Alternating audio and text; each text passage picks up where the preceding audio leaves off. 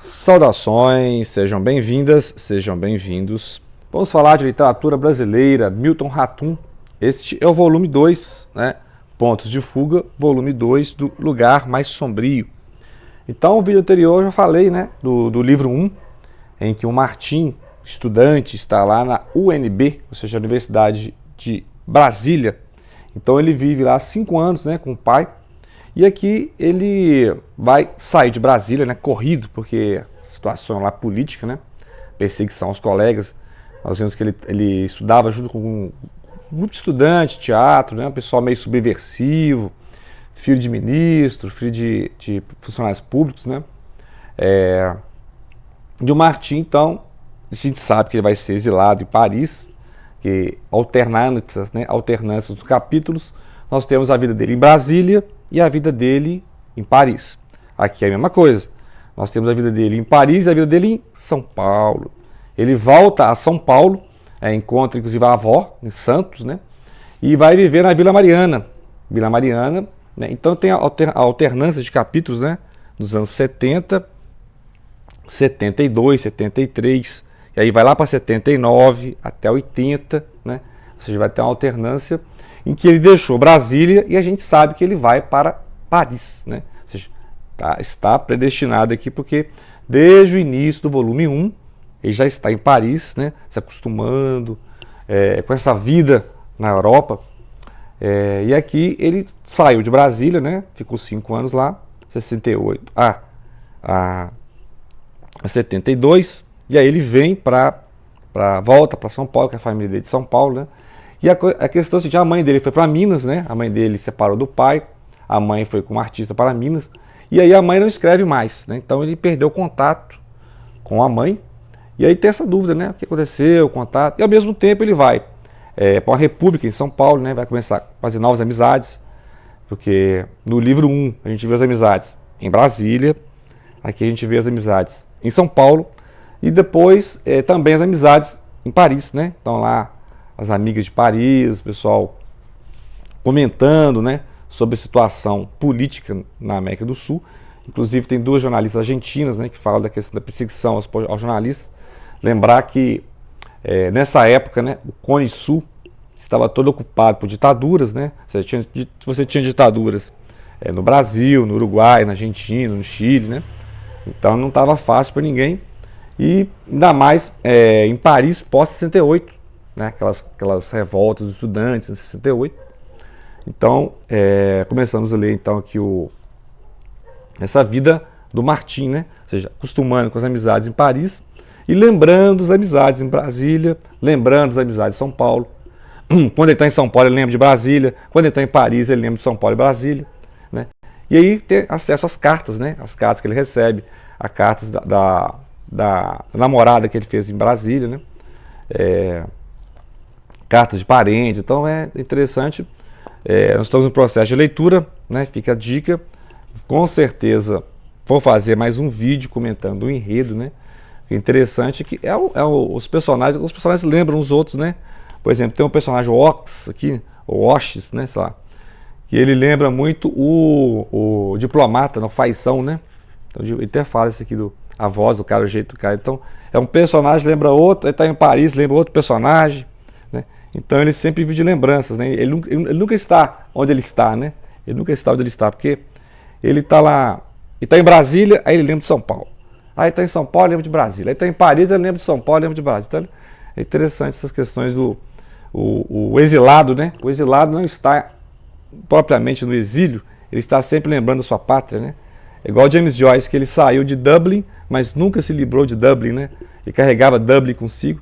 Então tudo que o James Joyce escrevia tinha um Dublin no meio, né? Por mais que o James Joyce morou na Europa toda, Paris, para Itália, né? Para todo lado, Suíça, mas o exilado sempre leva a sua cidade natal, a sua terra natal, né? Então o James Joyce nunca deixou de ser irlandês, o Martins nunca deixou de ser brasileiro, né?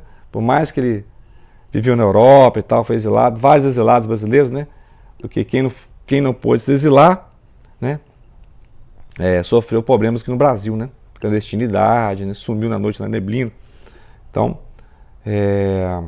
O segundo volume da trilogia, O Lugar Mais Sombrio, dá continuidade à trajetória do Martim, que retorna a São Paulo depois da temporada transformadora em Brasília. Na capital paulista, ele ingressa na faculdade de arquitetura e passa a viver no República de Estudantes da USP. Né? Então aí ele trocou a UNB pela USP, né? E vai estudar arquitetura. Né? Ingressa na... E aí que tem sendo o pessoal comentando sobre Brasília, né? O pessoal, Brasília é um plano que não deu certo, né? Os estudantes reclamando de Brasília, então não fale mal de Brasília, né? Porque era uma utopia, né? Nos anos 60, a transformação da capital, né? A transferência da capital do Rio de Janeiro, decreto do Rio de Janeiro na época, né? Não tinha como expandir mais. Aí vamos planejar uma cidade lá no Planalto Central. E aí mandaram para o Planalto Central a construção da nova capital do zero.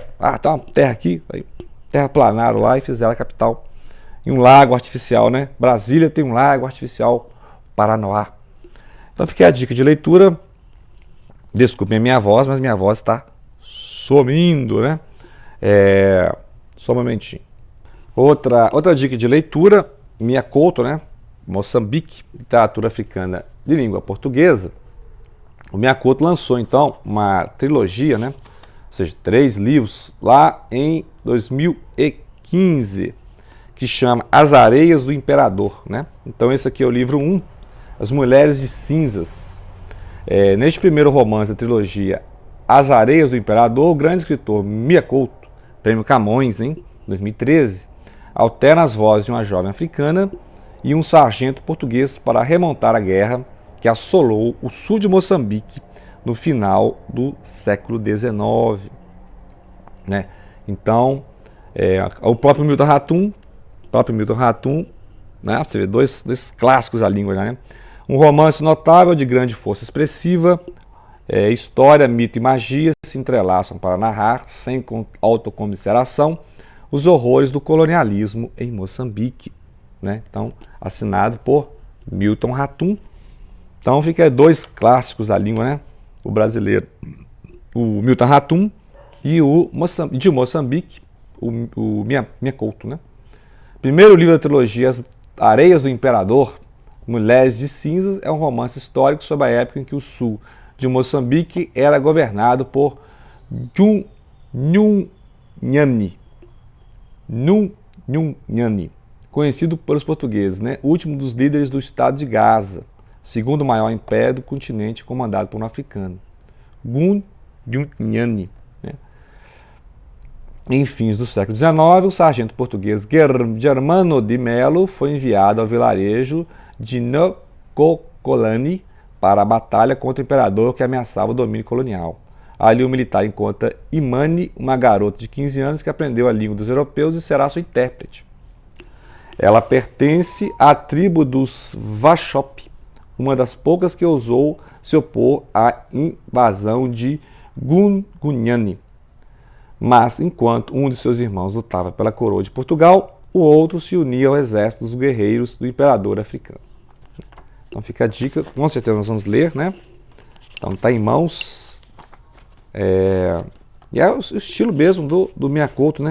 Misturar poesia, prosa, né? A forma de narração em primeira pessoa, narração de pontos de vista variados, né? Geralmente está na narração num ponto de vista, aí na narrativa ele muda para outro ponto de vista, estilo Mia Couto mesmo.